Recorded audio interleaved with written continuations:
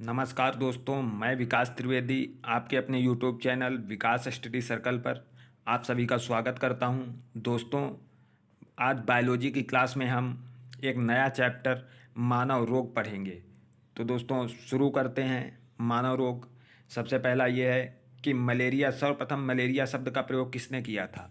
दोस्तों, सर्वप्रथम मलेरिया शब्द का प्रयोग किसने किया था? मैकुलाच ने। मैकुलाच ने 1827 ईस्वी में मलेरिया शब्द का प्रयोग किया था। उसके बाद हमारा अगला क्वेश्चन है कि मलेरिया परजीवी को क्या कहते हैं? प्लाज्मोडियम। दोस्तों, मलेरिया के परजीवी को क्या कहते हैं? प्लाज्मोडियम। और प्लाज्मोडियम की खोज सर्वप्रथम किसने की थी? लेवरन ने। दोस्तों, मलेरिया के परजीवी को प्लाज्मोडियम कहते हैं और इसकी खोज लेवरन नामक वैज्ञानिक ने 1880 में की थी। तो दोस्तों, मलेरिया मलेरिया शब्द का प्रयोग सर्वप्रथम मैकुलाच ने किया और मलेरिया परजीवी यानी प्लाज्मोडियम की खोज सर्वप्रथम लेवरन ने की थी। और दोस्तों, मलेरिया परजीवी द्वारा मलेरिया होने की जानकारी तथा किस इसका वाहक क्या है, इसकी जानकारी रोनाल्ड रास ने दी थी। दोस्तों, मलेरिया का वाहक क्या है, इसकी जानकारी रोनाल्ड रास ने दी थी सर्वप्रथम। और दोस्तों, मलेरिया का वाहक मादा एनाफिलीज होता है। दोस्तों, मलेरिया का वाहक मादा एनाफिलीज होता है और इसकी जानकारी रोनाल्ड रास ने दी थी। उसके बाद अपना अगला क्वेश्चन दोस्तों देखते हैं कि मलेरिया रोग में आरबीसी नष्ट हो जाते हैं तथा रक्त की कमी हो जाती है। दोस्तों, मलेरिया रोग में आरबीसी नष्ट हो जाते हैं तथा रक्त की कमी आ जाती है।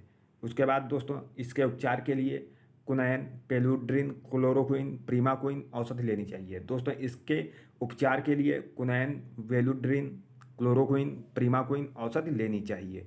उसके बाद दोस्तों अगला क्वेश्चन देखते हैं। दोस्तों, अगला क्वेश्चन हमारा है कि कालरा एवं टीबी के जीवाणुओं की खोज किसने की थी। दोस्तों, कालरा एवं टीबी के जीवाणुओं की खोज रॉबर्ट कोच। दोस्तों, जर्मन वैज्ञानिक रॉबर्ट कोच ने कालरा एवं टीबी के जीवाणुओं की खोज की थी 1882 ईस्वी में।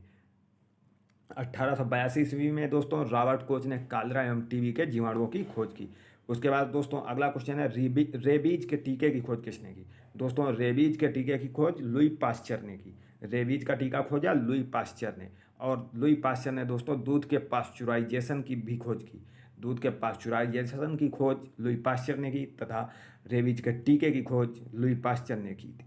उसके बाद अगला क्वेश्चन हमारा है दोस्तों, बहुत ही इंपॉर्टेंट क्वेश्चन है, बच्चों को डीपीटी टीका उन्हें किस रोग में दिया जाता है। दोस्तों, डीपीटी डिप्थीरिया, काली खांसी एवं टिटेनस रोग में उसके प्रतिरक्षा के लिए दिया जाता है। दोस्तों, यह क्वेश्चन राजस्थान के एक एग्जाम में आया था कि डीपीटी में किस किस रोग का टीका दिया जाता है। तो दोस्तों, डी से होता है डिप्थीरिया, पी से होता है परटूसिस और टी से होता है टिटेनस। परटूसिस मतलब दोस्तों काली खांसी, परटूसिस मतलब काली खांसी। तो डीपीटी का टीका दिया जाता है डिप्थीरिया, परटूसिस और टिटेनस में। उसके बाद अगले क्वेश्चन पर चलते हैं दोस्तों हम। दोस्तों, अब हम आगे जानेंगे कि परजीवी प्रोटोजोआ द्वारा होने वाले रोग। दोस्तों, मानव शरीर में प्रोटोजोआ द्वारा होने वाले रोग। तो दोस्तों, सबसे पहला रोग है हमारा मलेरिया। मलेरिया में दोस्तों प्रभावित अंग कौन सा होता है? दोस्तों, मलेरिया में प्रभावित होता है तिल्ली एवं आरबीसी। दोस्तों, मलेरिया में आरबीसी नष्ट हो जाते हैं। मलेरिया में आरबीसी नष्ट हो जाते हैं और इससे प्रभावित अंग है आरबीसी एवं तिल्ली। और इसका परजीवी हमने अभी आपको बताया कि इसका परजीवी है प्लाज्मोडियम। इसकी खोज लेवरन ने की थी।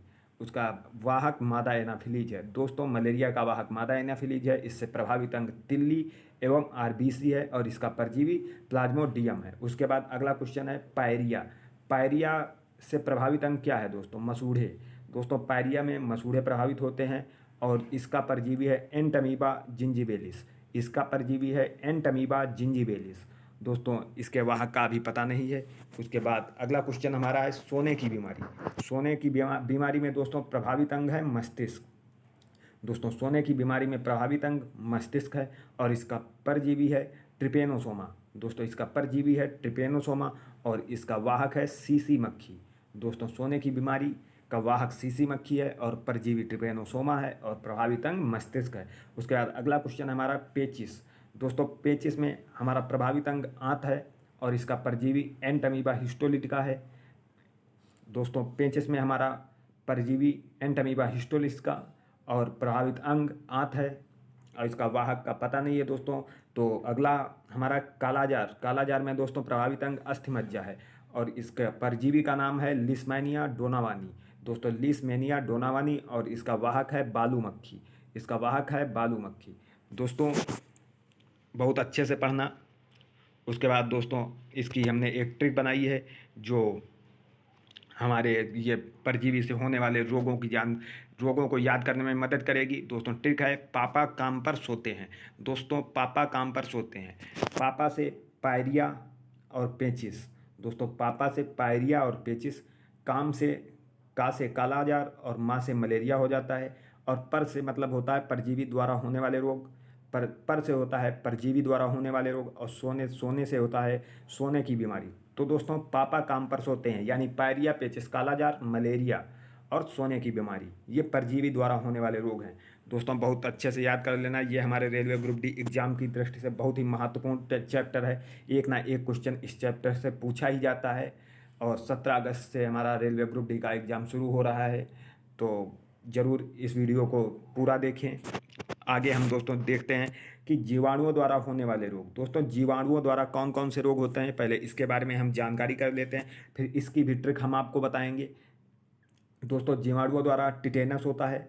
टिटेनस में प्रभावित अंग हमारा होता है तंत्रिका तंत्र। दोस्तों टिटेनस से तंत्रिका तंत्र प्रभावित होता है, और इसका जीवाणु है क्लास्ट्रीडियम टिटेनी। दोस्तों क्लास्ट्रीडियम टिटेनी जीवाणु है टिटेनस का। टिटेनस का जीवाणु है क्लास्ट्रीडियम टिटेनी, और प्रभावित अंग है तंत्रिका तंत्र। उसके बाद दोस्तों हैजा। हैजा में आंत प्रभावित होती है दोस्तों, और इसका जीवाणु है विब्रियो कोलेरी। दोस्तों जीवाणु हैजा, आंत प्रभावित अंग, और इसका जीवाणु विब्रियो कोलेरी। उसके बाद दोस्तों टाइफाइड। टाइफाइड में भी दोस्तों आंत प्रभावित होती है, और इसका जीवाणु का नाम है सोलेमोनेला टाइफी। सोलेमोनेला टाइफी। उसके बाद क्षय रोग। टीबी। टीबी दोस्तों प्रभावित अंग फेफड़ा होता है। टीबी में प्रभावित अंग फेफड़ा होता है, और इसका जीवाणु का नाम है माइकोबैक्टीरियम ट्यूबरकुलोसिस। माइकोबैक्टीरियम ट्यूबरकुलोसिस दोस्तों क्षय रोग से फेफड़ा प्रभावित होता है, और इसके जीवाणु का नाम है माइक्रोबैक्टीरियम ट्यूबरकुलोसिस। उसके बाद डिप्थीरिया। डिप्थीरिया में दोस्तों श्वास नली प्रभावित होती है, और इसके जीवाणु का नाम है कोरिनी बैक्टीरियम डिप्थीरी। कोरिनी बैक्टीरियम डिप्थीरी। दोस्तों डिप्थीरिया प्रभावित अंग श्वास नली, और जीवाणु का नाम है कोरिनी बैक्टीरियम डिप्थीरी। उसके बाद अगला क्वेश्चन दोस्तों देखते हैं प्लेग। दोस्तों प्लेग से हमारा फेफड़ा प्रभावित होता है, और इसके जीवाणु का नाम है पास्चुरेला पेस्टिस। इसके जीवाणु का नाम है पास्चुरेला पेस्टिस। और दोस्तों उसके बाद काली खांसी। काली खांसी में दोस्तों हमारा श्वसन तंत्र प्रभावित होता है, और इसके जीवाणु का नाम है हीमोफिलस पर्टूसिस। हीमोफिलस पर्टूसिस इसके जीवाणु का नाम है। काली खांसी के जीवाणु का नाम है हीमोफिलस पर्टूसिस। उसके बाद निमोनिया। निमोनिया में दोस्तों हमारा फेफड़ा प्रभावित होता है, और इसके जीवाणु का नाम है डिप्लोकोकस न्यूमोनी। Diplococcus pneumoniae. तो दोस्तों उम्मीद करता हूँ वीडियो आपको अच्छा लगेगा। एक बार इस वीडियो को अंत तक जरूर देखें। दोस्तों रेलवे ग्रुप डी की एग्ज़ाम से बहुत ही महत्वपूर्ण वीडियो रहने वाला है, तो एक बार इसका बहुत जल्दी से रिवीजन दोस्तों कर लेते हैं। उसके बाद तो दोस्तों सबसे पहला कि मलेरिया शब्द का प्रयोग सर्वप्रथम किसने किया था, मैकुलाच ने किया था, और 1827 ईस्वी में किया था। उसके बाद मलेरिया के परजीवी यानी मलेरिया के परजीवी को प्लाज्मोडियम कहते हैं दोस्तों, और प्लाज्मोडियम की खोज लेवरन नामक वैज्ञानिक ने 1880 में की थी। उसके बाद दोस्तों मलेरिया परजीवी द्वारा मलेरिया होने की खोज तथा बताया कि मच्छर इसका वाहक है यानी मादा एनाफिलीज इसका वाहक है, इसकी खोज रोनाल्ड रॉस ने 1887 में की थी। उसके बाद दोस्तों मलेरिया रोग में आरबीसी नष्ट हो जाते हैं तथा रक्त में कमी हो जाती है। इसके उपचार के लिए कुनैन, पेलुड्रिन, क्लोरोक्विन और प्रीमाक्विन औषधि लेनी चाहिए। उसके बाद दोस्तों रॉबर्ट कोच ने कालरा एवं टीबी के जीवाणुओं की खोज की थी 1882 में। जर्मन वैज्ञानिक रॉबर्ट कोच ने 1882 में कालरा एवं टीबी के जीवाणुओं की खोज की थी। दोस्तों रेबीज का टीका और दूध के पास्चुराइजेशन की खोज लुई पास्चर ने की थी। दोस्तों बच्चों में डीपीटी का टीका उनके रोग प्रतिरक्षी कारण के लिए दिया जाता है, और डीपीटी में कौन कौन से रोग होते हैं, डिप्थीरिया, पर्टूसिस और टिटेनस। उसके बाद दोस्तों अगला क्वेश्चन देखते हैं परजीवी द्वारा होने वाले रोग।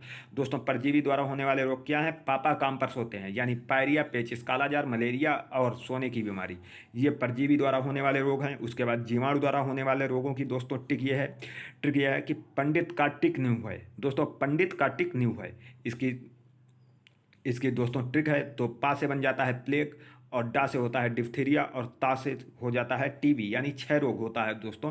पंडित का से होता है काली खांसी, और टी से होता है टाइफाइड और टिटेनस, और न्यू से होता है दोस्तों निमोनिया, और है से होता है हैजा यानी जीवाणु द्वारा होने वाले रोग यानी बैक्टीरिया द्वारा होने वाले रोग हमारे हैं पंडित कार्तिक न्यू है, प्लेग, डिप्थीरिया, टीबी, काली खांसी, टाइफाइड, टिटेनियस और निमोनिया। तो दोस्तों उम्मीद करता हूँ ये वीडियो आपको अच्छा लगेगा। तो दोस्तों इस वीडियो को अंत तक देखें और ज़्यादा से ज़्यादा लाइक करें, शेयर करें, कमेंट करें और चैनल को सब्सक्राइब करें। धन्यवाद दोस्तों, मिलते हैं अगली क्लास में वायरस द्वारा होने वाले रोगों को लेकर।